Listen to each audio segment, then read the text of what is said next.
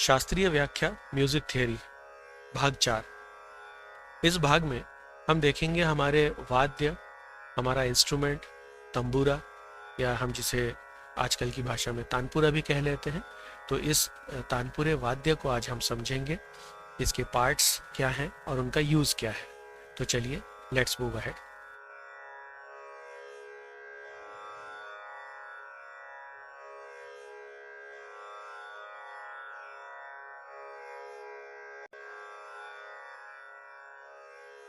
तानपुरे को हम ऊपर से नीचे की तरफ समझना शुरू करते हैं। सबसे पहले आप देखिए, ये जो ऊपर का पार्ट है इसे हम सिरा या ग्रीवा कहते हैं। इसके नीचे आप देखेंगे 4 खूंटियां लगी रहती हैं। ये खूंटी है, 4 खूंटियां।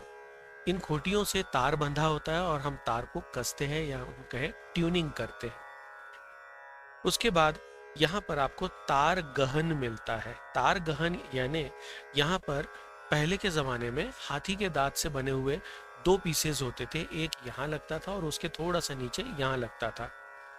यहाँ से जो तार आता है वो तार सबसे पहले इधर ऊपर से जाता है और फिर ये जो सेकंड वाला है, मतलब ऊपर से अगर देखा जाए तो फर्स्ट वाला, उसके अंदर से होता हुआ जाता है। उसमें एक छेद है, उस छेद से होता हुआ जाता है, इसलिए इसका नाम है तार गहन। इसके अंदर तार चला जाता है। जो दूसरा है, ऐसे 2 स्लॉट्स हैं, तो दूसरे स्लॉट के ऊपर से तार जाएगा। मतलब हमारा तार आया और तार आके इधर से ऊपर से, इसके ऊपर से और फिर इसके बीच से। तो जो दूसरा वाला है ऊपर से दूसरा, इसे हम कहते हैं अटी या मेरू। ये जो लंबा पीस यहाँ पर दिखाई दे रहा है ये हॉलो होता है, ये खोखला होता है, ये लकड़ी से बना होता है और इसे डांड कहते हैं। नीचे वाले पोर्शन को समझने के लिए हम थोड़ा सा नीचे वाले पोर्शन को जूम करते हैं। देखिए, यहाँ पर तार जा रहे हैं। ये जो तार हैं ये 4 है, संख्या में 4। उसके बाद है तबली या तबकड़ी।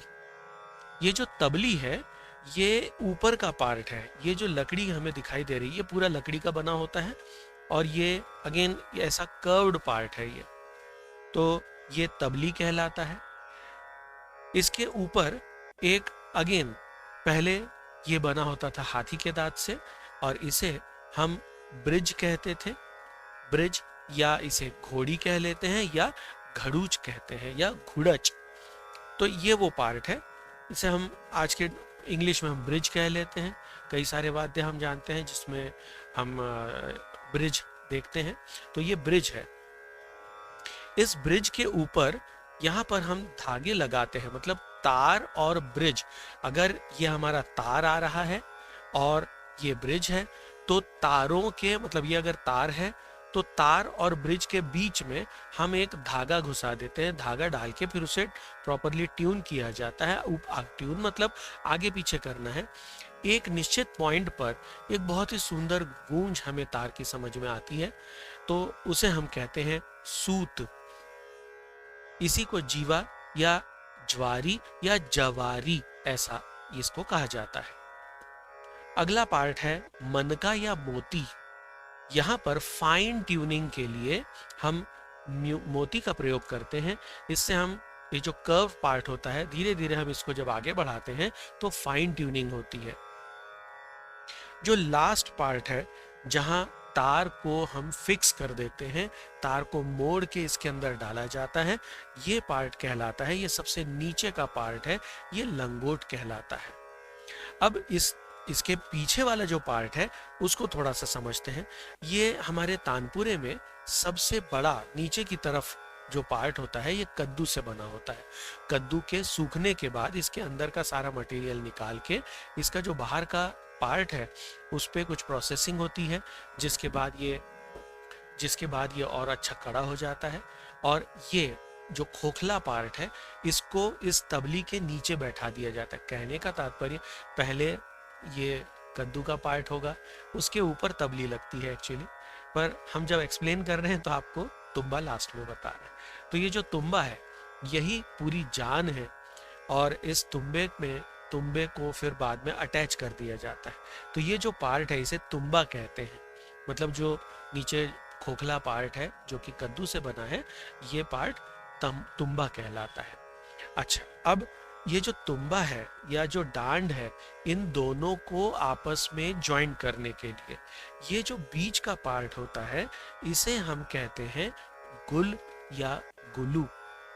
और यहाँ पर जॉइंट जो बनता है तो उसमें काफ़ी सारा मटेरियल लगता है, एडहेसिव लगता है, तो उसे फिर डिज़ाइन थोड़ी अच्छी नहीं लगती। फाइननेस लाने के लिए वहाँ पर एक डिज़ाइन लगा दी जाती है जिसे गुलूबंद या गुलू ऐसा नाम दिया जाता है।